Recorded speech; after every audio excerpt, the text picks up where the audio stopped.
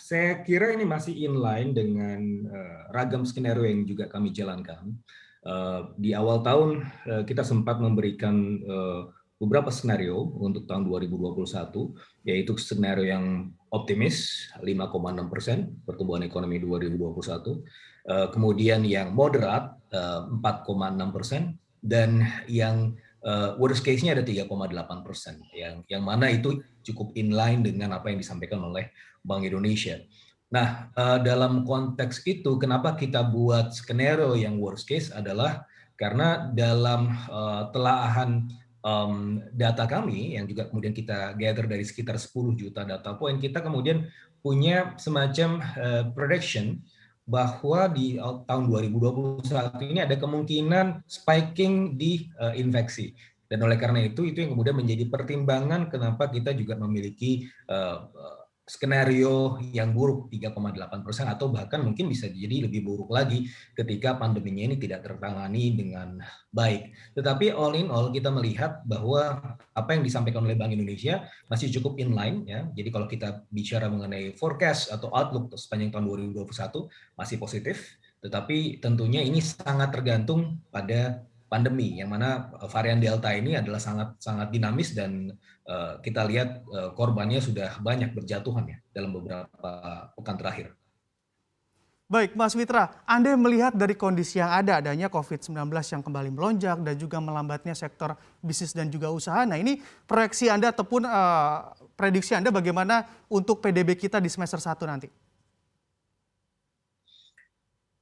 Saya sepakat dengan apa yang disampaikan oleh Kementerian Keuangan beberapa waktu yang lalu, bahwa semester 1 ini akan berada di rentang 3%-an. Ya, jadi kuartal 1 dan kuartal 2 kemudian dikombinasikan, sepertinya di semester 1 ini akan sekitar 3%-an gitu ya.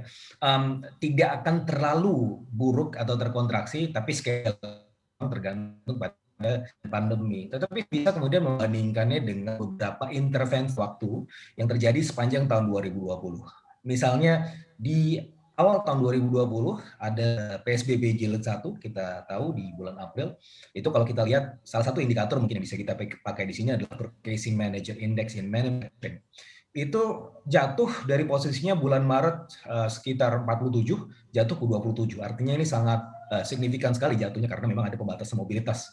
Dan kemudian, tapi kalau kita lihat intervensi berikutnya, PSBB jilid 2, tetap ada koreksi, di salah satunya di Purchasing Manager Index, tapi koreksinya tidak terlalu dalam.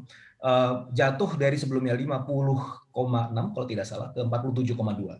Bahkan setelah itu, setelah intervensi yang bisa dibilang cukup keras, itu Purchasing Manager Index-nya naik terus ya. Jadi karena seiring dengan landainya angka infeksi, kemudian bisa jalan lagi sampai akhirnya di awal tahun ya, itu menyentuh level yang salah satu yang juga tertinggi sepanjang beberapa tahun terakhir, yaitu 53.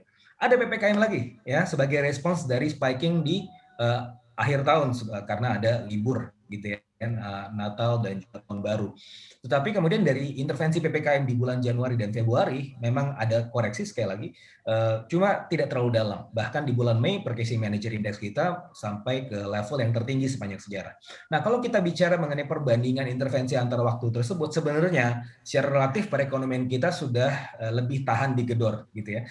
Pun dengan ada PPKM mikro darurat ini, meskipun dari sisi skala tentu jauh lebih berat dan lebih signifikan ketimbang dengan PPKM yang sebelumnya di awal tahun, tetapi saya rasa meskipun akan menimbulkan faktor koreksi, tetapi kita masih punya peluang untuk tumbuh positif sepanjang semester 1 ini. Apalagi kalau kita kemudian bisa menangani pandemi ini dengan baik. Maka keberhasilan ekonomi di semester 1 dan juga kemudian sepanjang tahun 2021 ini akan sangat tergantung pada intervensi, apakah itu efektif atau tidak ya.